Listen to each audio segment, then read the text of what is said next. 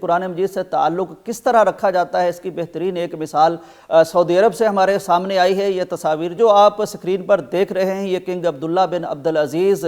Cultural centre Al Jubail کی تصاویر ہیں، اور یہ جو تقریب سجائی گئی ہے جس کی یہ تصاویر ہیں، یہ کسی شہزادی کے لیے نہیں سجائی گئی، یہ کسی شہزادے کے لیے نہیں سجائی گئی، یہ کسی شاہی مہمان کے لیے نہیں سجائی گئی، یہ اللہ کی ان مہمان بچیوں کے لیے سجائی گئی تھی 200 کی تعداد میں جنہوں نے اس سینٹر سے اس دفعہ قرآن مجید کو حفظ کیا تھا۔ خاص بات اس تقریب کی یہ تھی کہ اس میں سعودی شہزادی عبیر بن فیصل بن ترکی آل سعود بذات خود شریک ہوئی، نہ صرف شریک ہوئی بلکہ انہوں نے ہر حافظہ بچی کو سونے کا نیکلس دیا، سرٹیفکیٹس تقسیم کیے گئے، ان کے اعزاز میں عشائیہ رکھا گیا۔ اس میں گزشتہ جتنی بھی اس سینٹر سے حافظات ہونے والی خواتین تھیں ان کو بھی بلایا گیا۔ ہمیں اس خبر کا پتہ اس ماں کے ذریعے سے چلا جس کی 2 بچیاں یہاں حفظ کر رہی ہیں، پاکستانی خاتون ہیں۔ وہ کہتی ہیں کہ سعودی عرب کے جو لوگ ہیں بڑے باذوق اور نفیس لوگ ہیں، چھوٹی سی تقریب کو، چھوٹے سے ایونٹ کو وہ بہت بڑا اور بہت خوبصورت بنا دینا ان پر بس ہے۔ وہ کس طرح سے پھولوں سے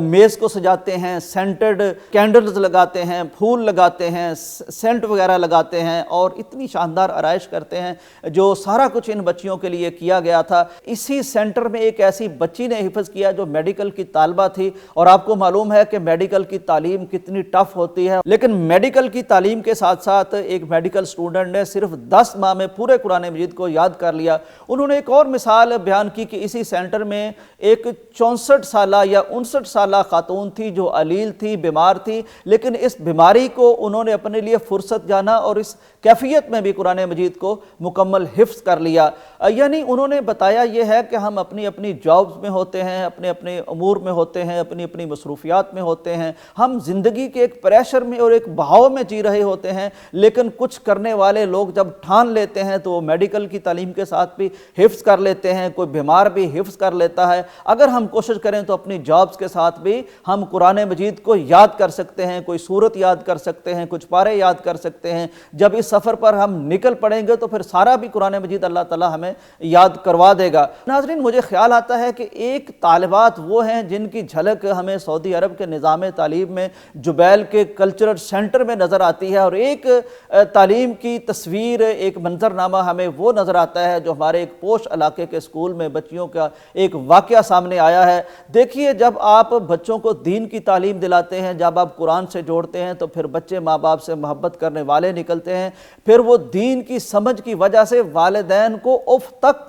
کہنے سے پہلے 100 بار سوچتے ہیں، لیکن جب ہماری تعلیم اس طرح کی ہو، ویسٹرنائز تعلیم ہوگی، تو پھر اس میں اس طرح کی چیزیں آتی ہیں کہ والدین بچوں کے ہاتھوں یرغمال بنے ہوتے ہیں۔ تو یہ وہ کیفیت ہے، میں سوچتا ہوں کہ پاکستان اور سعودی عرب میں اگر ہم کبھی موازنہ کریں، کبھی کمپیریزن کریں، تو یہ ہمیں بہرحال دیکھنا ہوگا اور ہمارے سامنے یہ بات آئے گی کہ سعودی عرب کی ترقی کے پیچھے، اس کی تکریم کے پیچھے یقیناً دین ہے، ان کی قرآن کریم سے محبت ہے، اور ہماری پسپائی، ہماری پامالی اور ہماری پژمردگی کے پیچھے ہمارا وہ دین سے دوری ہے۔ آئیے اپنے بچوں کو ہم قرآن سے جوڑیں، انشاءاللہ ان کی دنیا بھی روشن ہوگی، ان کی آخرت بھی روشن ہوگی۔ یہ تو اعزازات ہیں، سونے کے نیکلس ملے، سرٹیفکیٹس ملے، پھول ملے، عشائیہ، عزت، اکرام، سارا کچھ ملا، لیکن قرآن مجید کی حافظات ہوں یا حافظ ہوں، قیامت کے دن جو اللہ تعالیٰ نے انہیں عطا کرنا ہے اور جو قرآن نے ان کی شفاعت کرنی ہے، اور ان کے والدین کو جو تاج الکرامہ پہنایا جانا ہے اور صاحب قرآن کو جو کچھ پہنایا جانا ہے، اس کا تو کوئی شمار اور قطار ہی نہیں ہے۔